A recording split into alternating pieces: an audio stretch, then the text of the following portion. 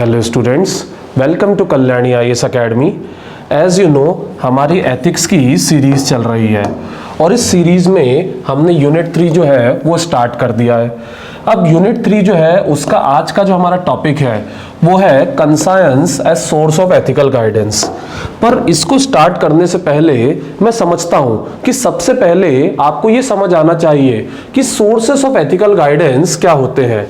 उसके बाद हम समझेंगे कंसायंस क्या होता है और उसको डिटेल में समझने के लिए हम समझेंगे साइकोलॉजिकल प्रिंसिपल से कि कंसायंस को हम और क्या कह सकते हैं, और फिर हम इसका क्लासिफिकेशन समझेंगे और फिर फाइनली जो हमारी मेन हेडिंग है उससे रिलेटेड हम समझेंगे conscience work as a source of ethical guidance और conscience as source of ethical guidance for bureaucrat, politician and citizen in a democratic system. Sir, हमारी जो मेन हेडिंग है वो तो जैसा आपने कहा ये लास्ट की दो चीजों में आ रही है, डेफिनेटली यस। पर अगर मैं बात करूं तो जब आपसे 150 वर्ड्स में क्वेश्चन पूछा जाता है तो उस समय जो है आपको डेफिनेशन बतानी चाहिए ताकि आपके आंसर में क्या हो, मल्टीपल डायमेंशंस जो है आ पाए। और डेफिनेशन अकेली मुझे पता है आपको स्ट्रेट फॉरवर्ड क्लियर नहीं होगी, इसीलिए उसको डिटेल में समझने के लिए हम साइकोलॉजिकल प्रिंसिपल और क्लासिफिकेशन जो है समझने वाले हैं। और जब हम conscience as a source of ethical guidance की बात करते हैं तो ये बड़ी कंफ्यूजिंग सी हेडिंग लगती है, इसीलिए हम पहले समझेंगे कि सोर्सेस ऑफ एथिकल गाइडेंस क्या होते हैं। अब सोर्सेस ऑफ एथिकल गाइडेंस की अगर मैं बात करूं तो मुझे बताइए, जैसे आपकी जो लाइफ है उसमें आप कई बार ये डिसीजन नहीं लेते कि क्या सही है और क्या गलत है, तो आप कहेंगे डेफिनेटली यस सर, हम ये डिसीजन लेते हैं। तो मुझे बताइए कि आप ये डिसीजन कैसे लेते हैं। तो आप कहेंगे सर हम जो डिसीजन है वो कुछ पर्टिकुलर सोर्सेस से लेते हैं। जैसे मैं अगर बात करूं लॉ की, आई गेस आप सबने एक लॉ सुना होगा, you can not kiss in public but you can piss in public. India में बड़ा पॉपुलर रहता है ये कि आप क्या कर सकते हैं, आप किस तो नहीं कर सकते पब्लिकली, पर मूत्र विसर्जन जो है कर सकते हैं। तो क्या सही और क्या गलत है ये कहीं ना कहीं क्या होता है, हमारे लॉस से प्रेम होता है। इसके अलावा रूल्स की अगर हम बात करें तो 2020 में कोरोना के टाइम पीरियड में एक रूल बड़ा पॉपुलर हुआ कि स्टे होम सेव लाइव्स। तो क्या एथिकल है और क्या अनएथिकल है इसको लॉ के अलावा क्या डिसाइड कर सकता है, रूल डिसाइड कर सकते हैं। और रूल्स के बाद अगर हम बात करें तो ये डिसाइड होता है हमारे ट्रेडिशन से। जैसे अगर मैं आज से 50, 100, 150 साल पहले की बात करूं तो उस समय सती प्रथा जो है, जिसमें पति के मरने के बाद उसी के साथ क्या होता था, उसकी वाइफ जो है वो भी जल जाती थी। ये क्या माना जाता था, सही माना जाता था। तो मुझे बताइए क्या ये वाक्य में सही था? तो नहीं था। तो इसी तरह हम ये कह सकते हैं कि जो एक्सटर्नल सोर्सेस होते हैं वो क्या हो सकते हैं, वो खुद जो बता रहे हैं कि एथिकली आप राइट डिसीजन ले रहे हैं कि रॉन्ग ले रहे हैं, वो खुद भी क्या हो सकते हैं, राइट भी हो सकते हैं और रॉन्ग भी हो सकते हैं। इसके अलावा स्टीरियोटाइप्स की अगर हम बात करें तो आई गेस हमने अपने प्रीवियस सेशंस में स्टीरियोटाइप को काफी डिटेल में समझा है। तब हमने समझा भी था कि इंडिया में क्या होता है, जैसे हम अगर दलित्स की बात करें तो दलित्स को क्या करा जाता है, जो अपर कास्ट रहती है उसके द्वारा सप्रेस करा जाता है। तो ये जो सप्रेशन होता है ये क्यों करा जाता है, क्योंकि वो दलित्स को एक इंफीरियर कास्ट मानते हैं। पर मुझे बताइए ये अपने आप में क्या है, ये एक स्टीरियोटाइप है। उन्हें लग रहा है कि वो एथिकली राइट कर रहे हैं बट एक्चुअली हम जानते हैं कि वो क्या कर रहे हैं, रॉन्ग कर रहे हैं।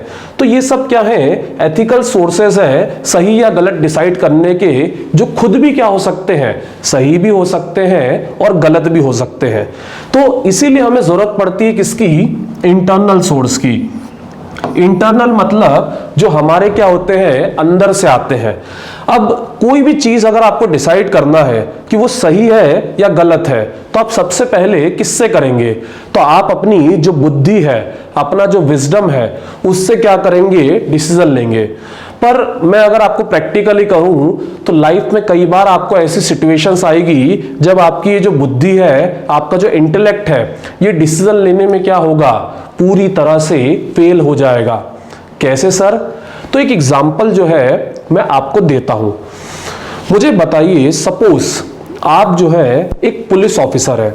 अब पुलिस ऑफिसर के तौर पे जब आप वर्क कर रहे हैं तब आपके सामने एकदम से क्या होता है, एकदम से आपके सीनियर का एक ऑर्डर आता है कि एक फलाना जगह पे क्या हो रहा है, कुछ लोग जो है वो पीसफुल प्रोटेस्ट कर रहे हैं, पर मेरे ऊपर पॉलिटिशियन से प्रेशर है कि इस प्रोटेस्ट को आप क्या कर दो, खत्म कर दो, डिक्लाइन कर दो, और इसके लिए अगर आपको गोली भी चलाना पड़े तो चला देना।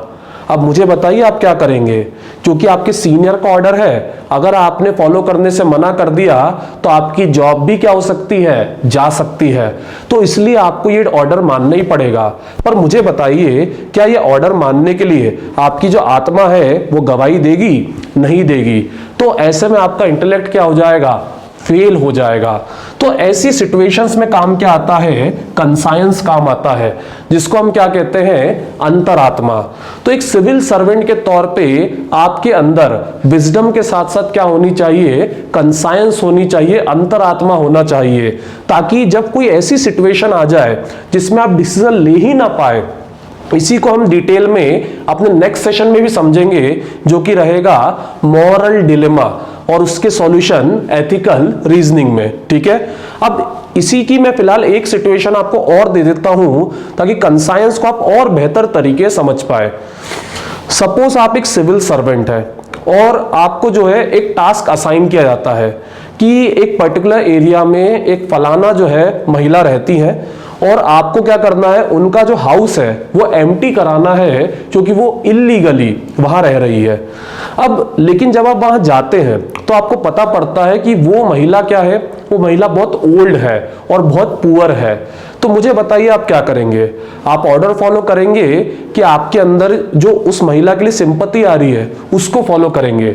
हो गए ना कंफ्यूज। तो ये भी किसकी सिचुएशन है, कंसायंस के अंतरात्मा की सिचुएशन है। तो ऐसे में आपको क्या करना है, आपकी अंतरात्मा और आपकी बुद्धि यानी विजडम दोनों को मिलाकर आपको ये डिसाइड करना है कि इस महिला को हम क्या करेंगे, जितना हो सकता है उतना हेल्प करेंगे, लेकिन अपनी लीगल लिमिट्स को ध्यान में रखते हुए। मतलब उन्हें उस हाउस से एम्प्टी तो करवाएंगे, लेकिन उसके बाद उन्हें एक अनाथालय में ले जाएंगे और उनको प्रॉपर हाउस और फूड जो है वो डिलीवर करवाएंगे। तो ये एक सिविल सर्वेंट के तौर पे आपका अंतरात्मा वाला वर्क होता है। इसके अलावा अगर मैं बात करूं तो आई गेस आप सबने हमारे प्रीवियस सेशन में ऑनेस्टी और इंटेग्रिटी को समझा होगा, जब मैंने आपको समझाया था कि सपोज आप एक शॉपिंग मॉल में है और आपके दिमाग में थॉट आ रहा है कि मैं चोरी कर लूं, पर क्योंकि वहां कैमरे नहीं लगे हैं इसलिए आप चोरी नहीं कर रहे हैं। तो आपके अंदर ऑनेस्टी तो है पर आपके अंदर इंटेग्रिटी नहीं है। व्हाट आई मीन टू से कि मुझे बताइए, क्या आपकी ऑनेस्टी सिर्फ तब काम करेगी जब कोई आपको देख रहा हो? नहीं, जब आपको कोई नहीं देख रहा हो तब भी आपकी ऑनेस्टी क्या करनी चाहिए, काम करनी चाहिए। जरा देखिए स्लाइड को।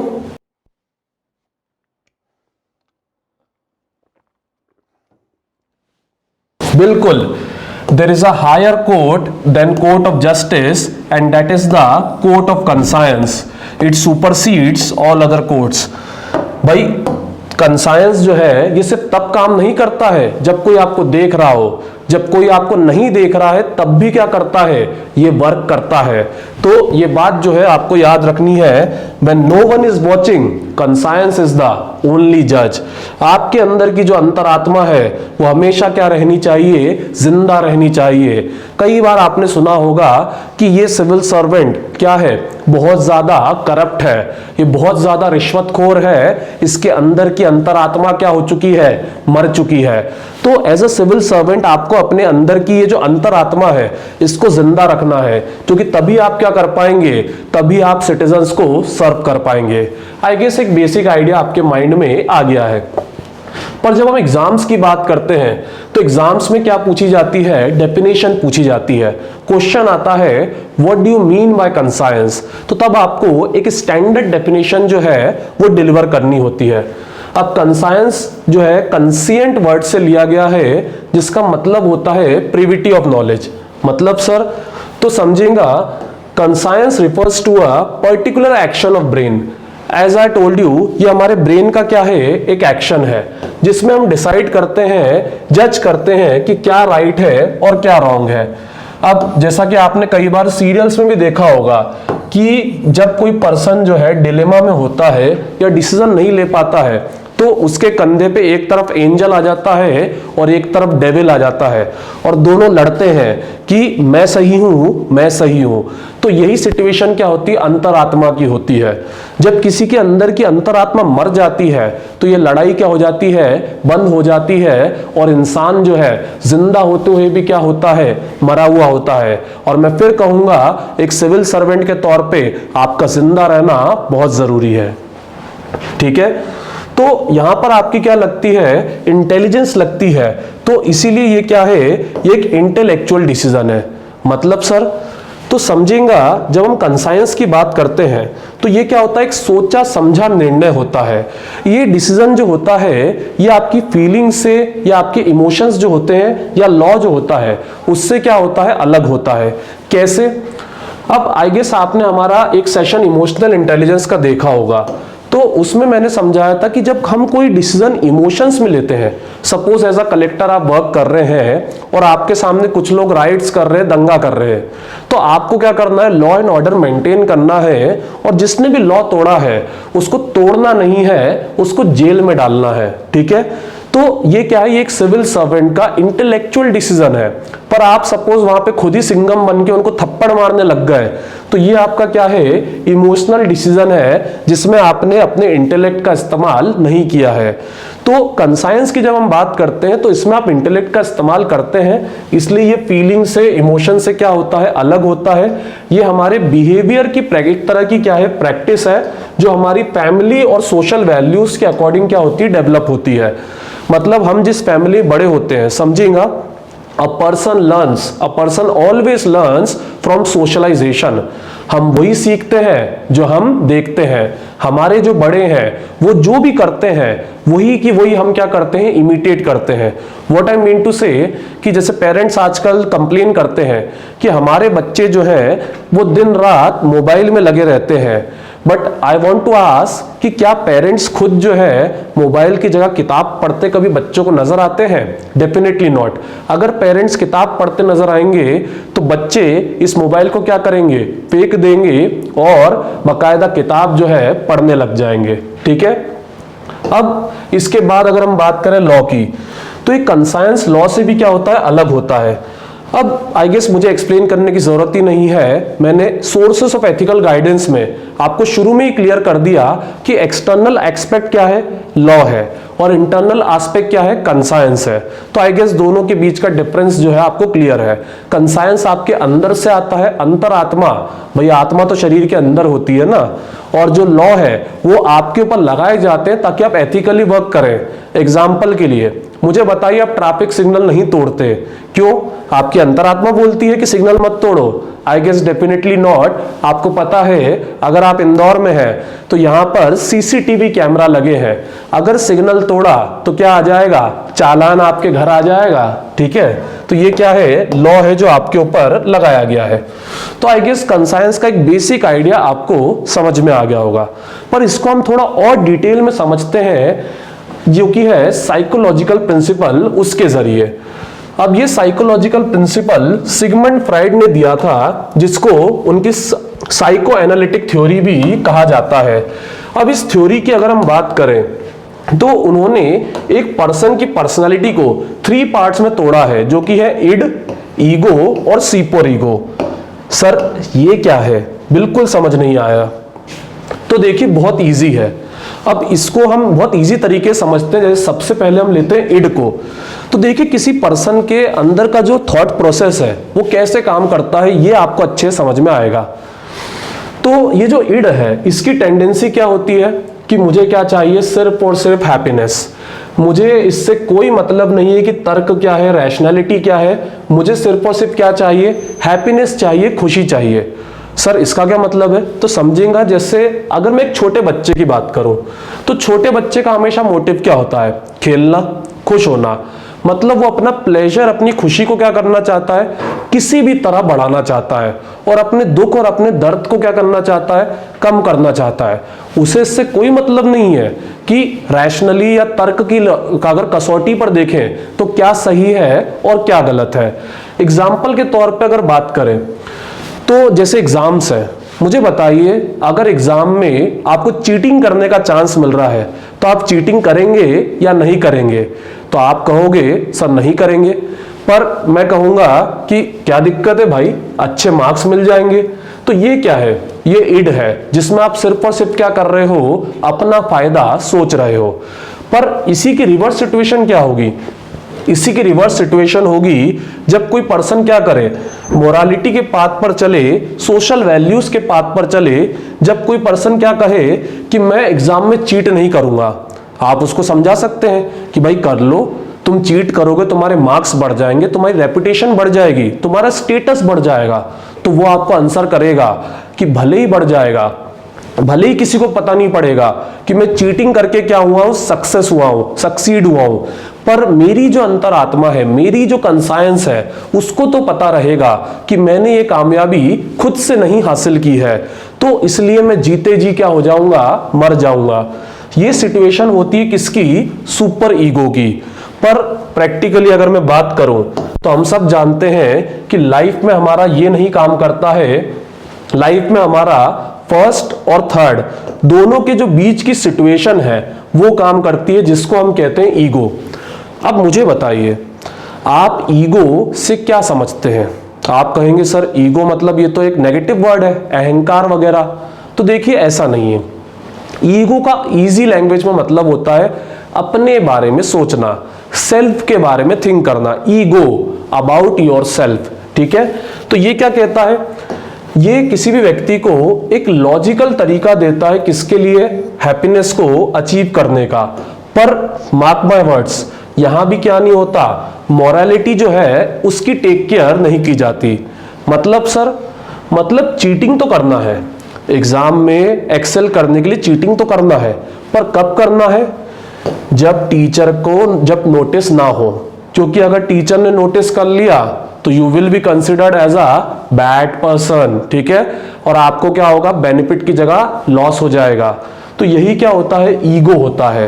और अगर नॉर्मली हम बात करें तो आजकल कोई भी व्यक्ति अपनी अंतरात्मा पे ध्यान नहीं दे रहा है या फिर अपने प्लेजर पे ध्यान नहीं दे रहा है, वो अपने ईगो पे ध्यान दे रहा है और अपना बेनिफिट करना चाहता है, पर किसको ध्यान में नहीं रखता, मॉरलिटी को ध्यान में नहीं रखता। तो हमें किसकी तरफ आना है, सुपर ईगो की तरफ आना है। स्पेशली अगर हम सिविल सर्वेंट बनना चाहते हैं तो, क्योंकि सिविल सर्वेंट, आई गेस आपको अभी तक क्लियर हो चुका है कि सिविल सर्वेंट मतलब काम ही क्या है, टू सर्व द सिटीजन। तो अगर आप अपने ईगो पे कॉन्सेंट्रेट करेंगे तो सिटीजन्स को कैसे सर्व करेंगे? और आई गेस यही तो एज अ सिविल सर्वेंट आपका मेन गोल है, ठीक है। अब ये सुपर ईगो क्या होता है, थोड़ा और डिटेल में समझते हैं। तो देखिए ये दो चीजों से बनता है। एक तो क्या है, कंसाइंस, जिसके बारे में आप जानते ही हैं कि आपके अंदर से क्या होती है, एक अर्ज आती है कि क्या होता, क्या सही है क्या गलत है। एक अंदर से आवाज आती है कि क्या करना सही है और क्या करना गलत है। और अगर आप उसको फॉलो नहीं करते हो, सपोज जैसे आप पहली बार जब रिश्वत लेने जा रहे हो, तब आपके अंदर से अर्ज आएगी रिश्वत मत ले, मत ले। तेरे अंदर हमेशा डर रहेगा कि कहीं तू पकड़ा ना जाए। तो उस अर्ज को जब आप फॉलो नहीं करते हो तो क्या होता है, आपके अंदर से ही फिर से एक गिल्ट आने लग जाता है कि अरे यार मैंने रिश्वत क्यों ली, मुझे नहीं लेना चाहिए। और वही काम जब आप बार बार करते हो तो जैसा मैंने कहा, अंतरात्मा क्या हो जाती है, मर जाती है या चुप हो जाती है, क्योंकि उसकी आवाज को आपने पूरी तरह से क्या कर दिया है, अनसुना कर दिया है। पर कंसाइंस के अलावा एक और चीज होती है जो सुपर ईगो में काम करती है, वो है आइडियल सेल्फ। आइडियल सेल्फ मतलब मैं अपना ही क्या करूं, मैं अपना ही एक आइडियल वर्जन देखूं। इस फोटो में देखिए आप ये बात समझ पाएंगे। जैसे मुझे बताइए, आपने कई लोगों के देखे होंगे सिक्स पैक एप्स होते हैं, तो मुझे बताइए वो सिक्स पैक एप्स वाले लोग जो है क्या हेवन या हेल से आते हैं? Definitely not. वो भी इसी धरती पर पैदा होते हैं, पर वो क्या करते हैं, वो आईने में अपना आइडियल रूप देखते हैं और अपना आइडियल रूप देखकर वो डिसाइड करते हैं कि हम क्या करें, अपने आइडियल फॉर्म को अचीव करें। और उसके लिए वो रेगुलर बेसिस पे क्या करते हैं, मेहनत करते हैं, हार्डवर्क करते हैं और अपने आइडियल सेल्फ को अचीव भी कर लेते हैं। आई गेस ये बात जो है आपको अच्छे से समझ में आ गई। तो इसीलिए हम कह सकते हैं कि आइडियल सेल्फ क्या करता है, it presents an ideal and imaginary picture in the brain of what a person should do. Those who try to achieve these ideals, they set new standards in the society. तो जो इन ideals को क्या करता है, अपनी life में set करता है, वो क्या करते हैं, वो लाइफ में कुछ नया जो है अचीव कर लेते हैं. बट नोट कीजिए, एक नॉर्मल पर्सन, मुझे बताइए क्या हर कोई जेफ बेजोस की तरह वर्ल्ड का रिचेस्ट पर्सन बन सकता है? I guess definitely not. या हर कोई सिक्स पैक ऐप बना सकता है? भाई मैं तो नहीं बना सकता. तो नॉर्मली एक पर्सन जो है वो अपने आइडियल सेल्फ से नहीं काम करता है, वो अपने जो कंसायंस है, अपनी अंतर आत्मा से क्या करता है, काम करता है. And as I told you, जब आप कंसायंस को लगातार इग्नोर करते हैं तब आप किससे काम करने लग जाते हैं? तब आप जो है अपने ईगो से काम करने लग जाते हैं. आई गेस ये स्लाइड जो है आपको अच्छे से क्लियर हो गई है. हाँ जी, अब नेक्स्ट जो है हमारा वो है क्लासिफिकेशन ऑफ कंसायंस. अब लास्ट स्लाइड में जैसा कि आपने समझा कि कंसायंस जो है उसको डिटेल में हम इड, ईगो और सुपर ईगो से समझ सकते हैं, पर कंसायंस के भी क्या होते हैं, टाइप्स होते हैं. तो इन टाइप्स की अगर हम बात करें तो इससे आपको कंसायंस और भी डिटेल में क्या होगी, समझ में आ जाएगी. सर क्या ये हमारे सिलेबस का पार्ट है? देखिए डायरेक्टली कहूं तो नहीं, पर कंसायंस मैं समझता हूं अभी भी आपको अंतरात्मा जो है वो क्लियर फॉर्म में समझ नहीं आई कि ये कब कब कैसे वर्क करती है. तो इसलिए हम क्लासिफिकेशन ऑफ कंसायंस जो है वो पढ़ने वाले हैं. अब इसमें फर्स्ट है हमारा करेक्ट कंसायंस. अब इसको समझिएगा, करेक्ट कंसायंस मतलब जो हमेशा क्या हो, सही हो. अब इसमें क्या होगा, आपके पास जो फैक्चुअल इंफॉर्मेशन होगी और जो आपके ऊपर लीगल लिमिटेशंस होगी उसका आप क्या करेंगे, बराबर जो है ध्यान रखेंगे किसी भी डिसीजन को लेते समय. मतलब सर अब मान लीजिए आप क्या कर रहे हैं, हाउस अलॉटमेंट कर रहे हैं प्रधानमंत्री इसमें आवास योजना में. अब उसमें क्या कर रहे हैं आप, जो है एक गरीब पर्सन जो है उसको क्या कर रहे हैं, हाउस अलॉट कर रहे हैं और उसके पास डॉक्यूमेंट्स नहीं है. तो मुझे बताइए क्या आप अलॉट करेंगे? डेफिनेटली नॉट, क्योंकि ये लीगली क्या है, गलत है. पर क्योंकि वो पुअर पर्सन है तो आप क्या करेंगे, उसकी हेल्प करेंगे. पर वो हेल्प कैसी होगी, वो कंप्लीटली लीगल लिमिटेशन से क्या होगी, बाउंड होंगी. तो आप जो है उसे एक अनाथालय में क्या करेंगे, एडमिशन दिला सकते हैं या फिर आप उसकी कोई और हेल्प भी कर सकते हैं, पर लीगल लिमिटेशंस का प्रॉपर क्या रखेंगे, ध्यान रखेंगे. तो ये क्या होती है, ये करेक्ट कंसायंस होती है. मतलब आपको जो है अपनी अंतरात्मा की आवाज सुनना है, पर अपने कोड ऑफ कंडक्ट जो हमने लास्ट सेशन में समझा है उसको भी नेग्लेक्ट नहीं करना है. आई गेस आपको बात समझ में आ गई. तो सर हमेशा तो हम यही करते हैं, तो ये चीज आप क्यों समझा रहे हैं? सो माय फ्रेंड्स, मैं आपको ये चीज इसलिए समझा रहा हूं क्योंकि इसका रिवर्स सिनेरियो भी देखने को मिलता है. मुझे बताइए क्या आजकल ये सिनेरियो बहुत ज्यादा पॉपुलर नहीं हो गया है कि एक पर्सन जो है वो मान सपोज क्रिमिनल है तो उसको जो है 3-4 लोग मिलकर क्या करें, मारें और खूब ज्यादा मारें, इतना कि वो क्या हो जाए, वो मर भी जाए. तो ये सिचुएशन भी किसकी होती है, ये भी असल में कंसायंस की होती है, अंतरात्मा की होती है. पर इसमें क्या होता है, इसमें जब हम डिसीजन लेते हैं तो हम जो फैक्चुअल इंफॉर्मेशन है और जो लीगल लिमिटेशंस है उनको भी क्या करते हैं, ताक पे रख देते हैं और हम कोई ऐसा काम कर बैठते हैं जो हमारी अंतरात्मा को तो क्या लग रहा है, सही लग रहा है, पर जो कानून की हदों के क्या है, परे है. मतलब कि ये क्या है, ये कंप्लीट वायलेशन ऑफ लॉ है. तो इसकी सिचुएशन को क्या बोलते हैं, इस सिचुएशन को बोलते हैं रॉन्ग कंसायंस या फिर इरेनियस कंसायंस, जिसके लिए आपको जेल भी हो सकती है. एंड इसी का एग्जाम्पल हमने समझा है जो कि मॉब लिंचिंग, मतलब भीड़ में जुटकर क्या करना, किसी व्यक्ति की जान ले लेना. तो ऐसी अंतरात्मा आपको नहीं रखना है, क्योंकि आपको एक सिविल सर्वेंट के तौर पे वर्क करना है, जहां पे आपका काम जो है एग्जाम्पल सेट करना है जो पब्लिक वेलफेयर को क्या करे, प्रमोट करे, ना कि इस तरह की वैल्यूज को क्या करे, प्रमोट करे. ठीक है. इसके बाद थर्ड, सर्टेन कंसायंस. अब देखिए क्या होता है, कुछ values as you know civil servant के नाते आपके अंदर होना बहुत जरूरी है.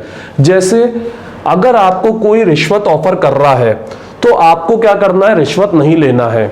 और जब आप ये रूल बनाते हैं सो इट डजंट मैटर कि कितनी वैल्यू आपको जो है ऑफर की जा रही है, क्योंकि आपकी वैल्यू क्या होनी चाहिए, सर्टेन होनी चाहिए, फिक्स होनी चाहिए।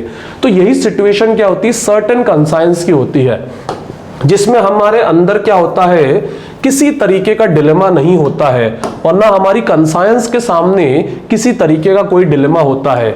हमारी जो मॉरल वैल्यूज जो होती हैं वो फॉलो होती हैं और वो कंप्लीटली क्या होती, क्लियर होती है।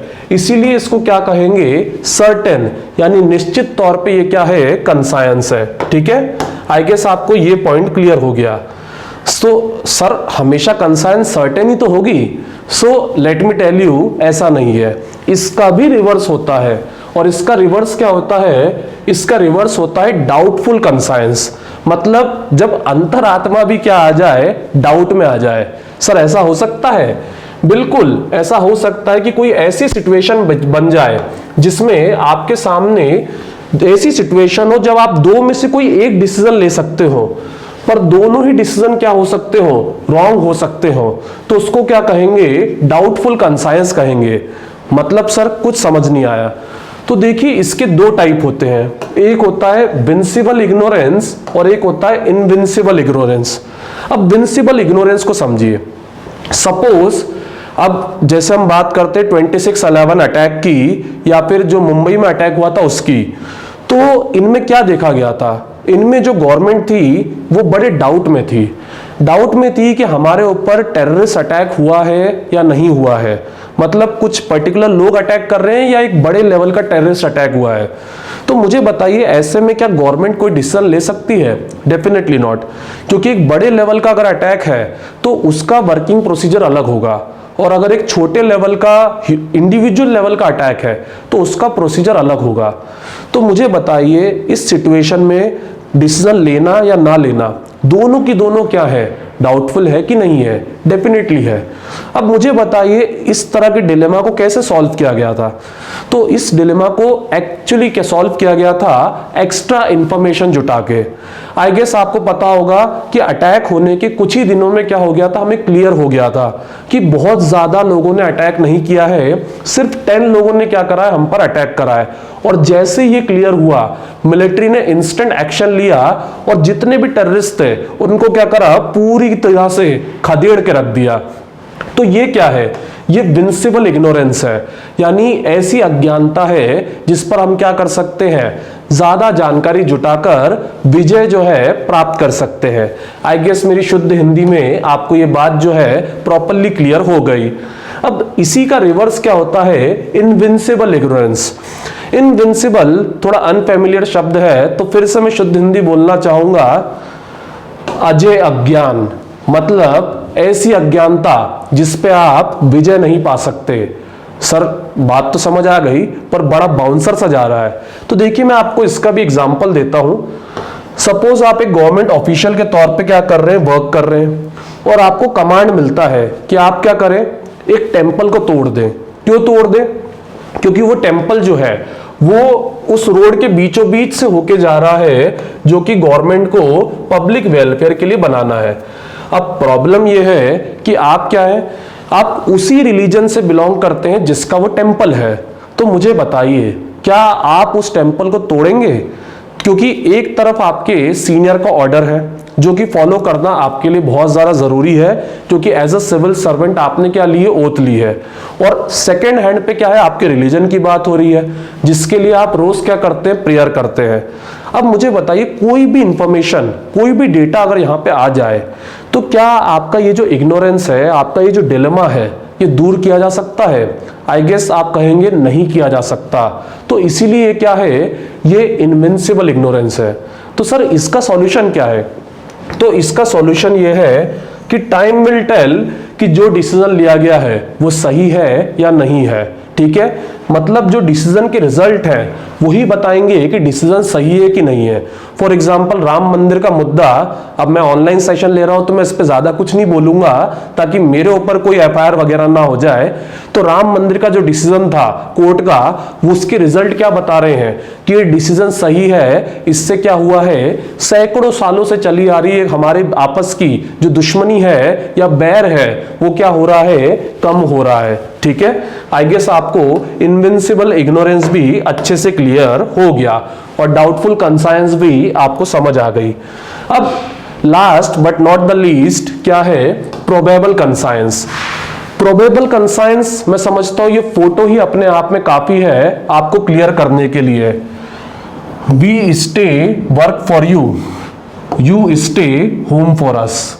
हम आपके लिए काम पर जा रहे हैं, आप हमारे लिए घर पर बैठे। आई गेस कोरोना में यह आप सबने क्या है सुना है, जिसमें डॉक्टर्स क्या कहते हैं, डॉक्टर्स ये कहते हैं कि हमारी खुद की जो फैमिली है, जिससे हम बहुत प्यार करते हैं, जिसकी हम बहुत केयर करते हैं, उस फैमिली को हमने कोरोना जैसे पैंडेमिक से लड़ने के लिए घर पर अकेला छोड़ दिया है।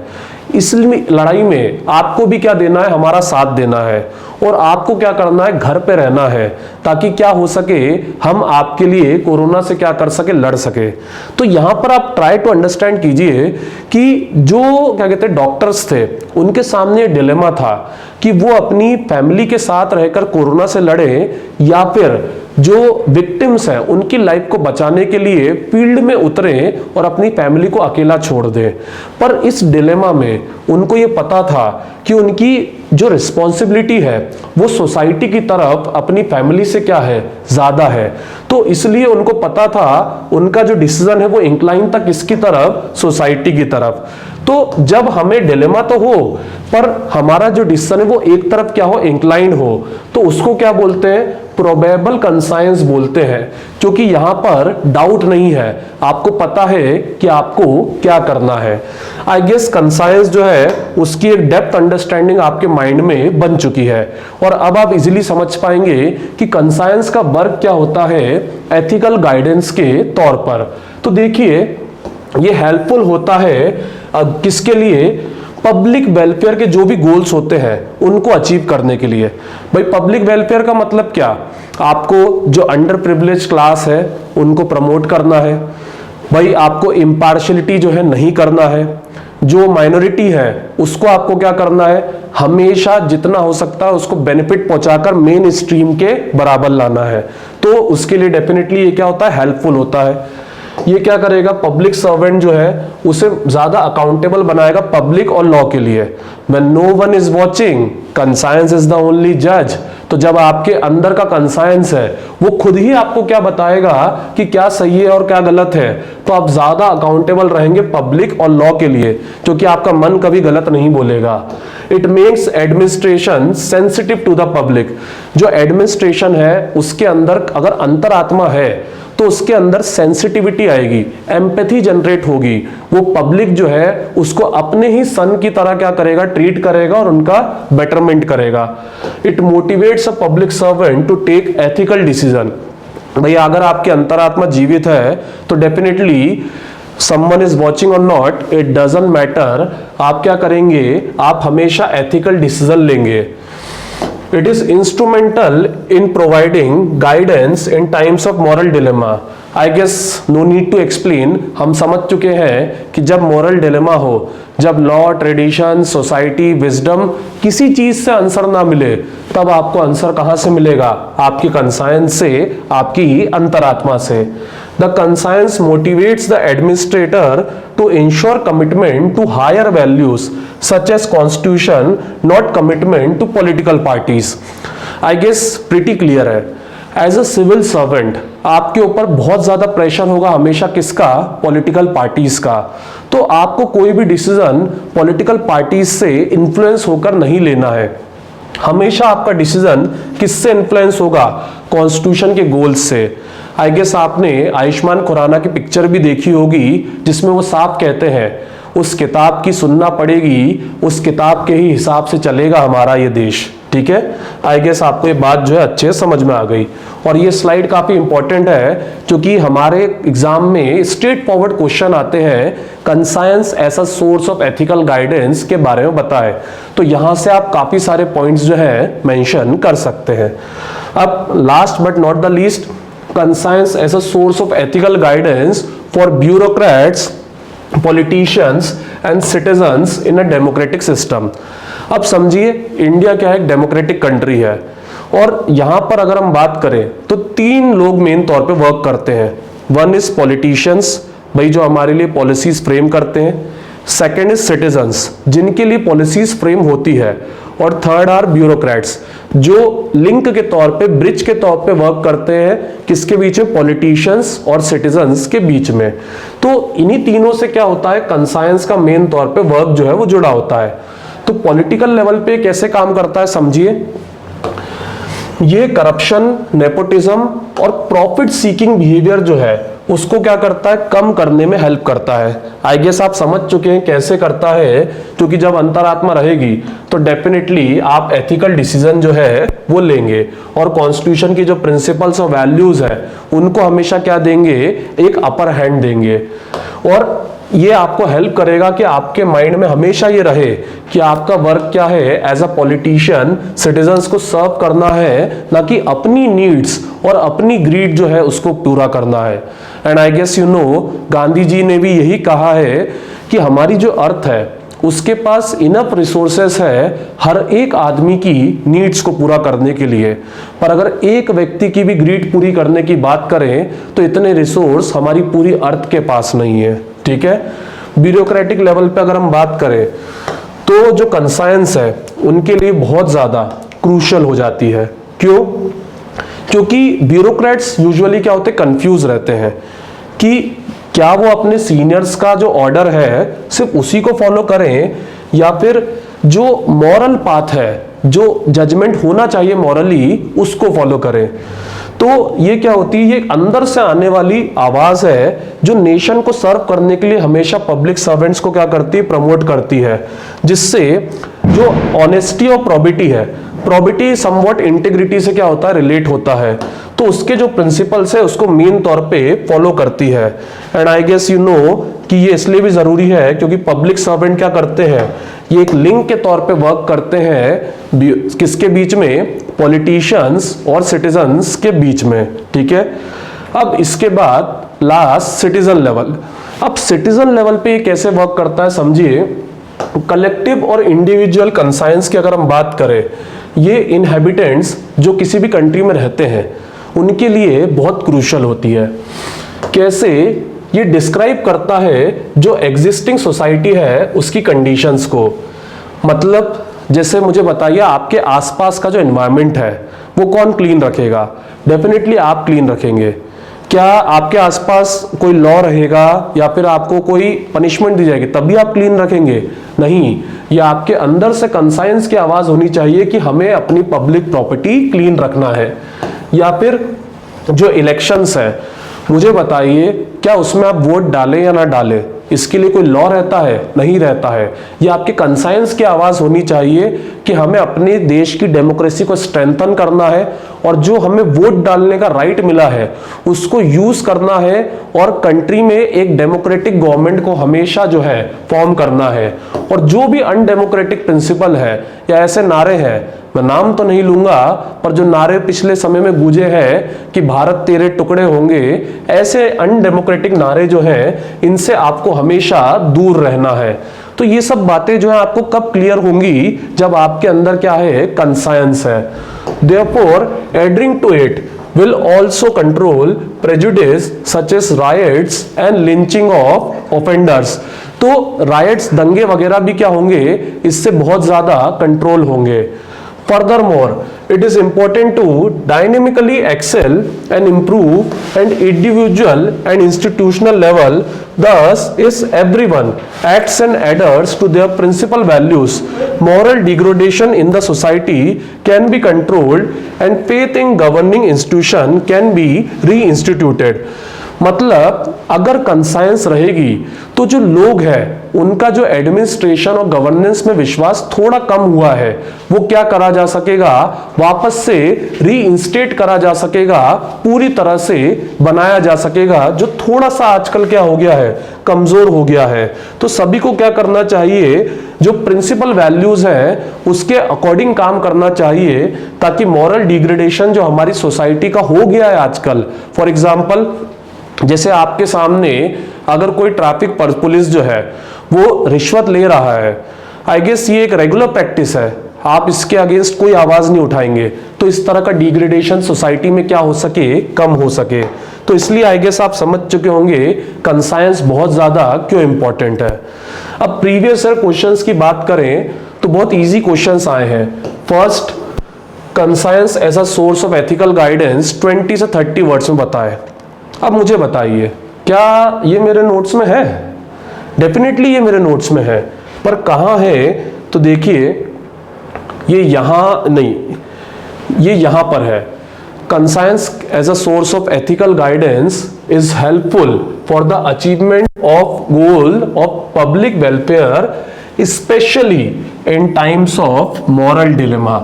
आई गेस ये आपका एक आंसर बन गया 20 से 30 वर्ड्स में। तो इस तरह से नोट्स में से आपको आंसर क्या होंगे, निकालने पड़ेंगे, क्योंकि as I said in previous lectures too कि जब मेंस की हम बात करते हैं तो जैसा बॉल आता है ना वैसा शॉट आपको खेलना पड़ता है। प्री डिसाइडेड नहीं हो सकता कि कौन सा शॉट आप खेलेंगे या कौन सा स्टेटमेंट जो है आप आंसर में यूज करेंगे।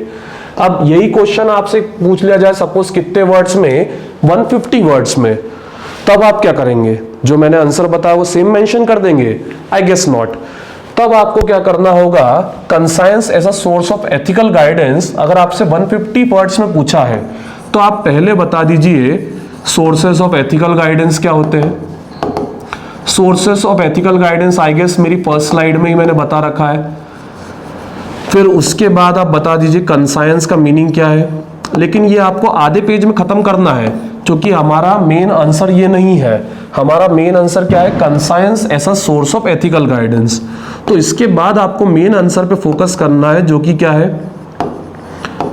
कंसाइंस का वर्क और फिर उसका application. Sir application I guess हमने लास्ट में भी वही तो समझा, ब्यूरोक्रेट, पॉलिटिशियन और सिटीजन्स, और फिर लास्ट में आपको इसको क्या कर देना है, 3 लाइंस में कंक्लूड कर देना है कि कंसाइंस जो है वो क्यों कम होता जा रहा है और उसको प्रमोट करने के लिए क्या किया जाना चाहिए। आई गेस आप अभी तक अगर हमारा सेशन सुन रहे हैं तो आप ये बात समझ चुके हैं कि जब हम मेंस की बात करते हैं तो एक आंसर जितना ज्यादा मल्टी डायमेंशनल होता है उतना आंसर क्या होता है, अच्छा जो है साउंड करता है। ठीक है, तो आई गेस कंसाइंस जो है आपको पूरा क्लियर हो चुका है। अब इसके आगे जो हमारा नेक्स्ट सेशन रहेगा वो रहेगा हमारा मॉरल डिलेमा और एथिकल रीजनिंग पर। आज के लिए इतना ही। Thanks for watching.